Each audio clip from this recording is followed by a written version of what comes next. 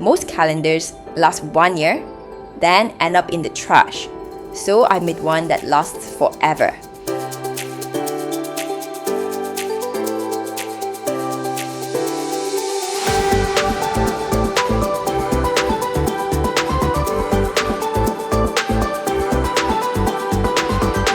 To make all the parts, I cut and engraved the wood using the xTool P2S CO₂ Laser.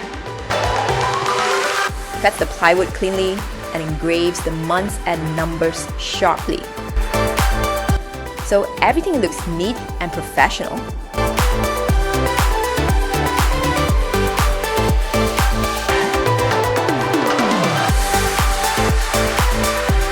After cutting, I just slot the pieces together. No screws needed.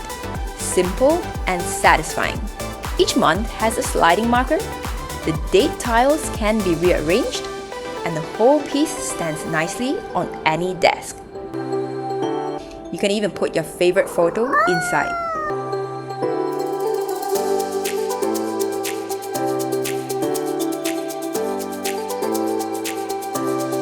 And here's the final result. A wooden calendar that's minimal, reusable, and fully customizable. Handmade, practical, and built to last. Image magic, ideal to print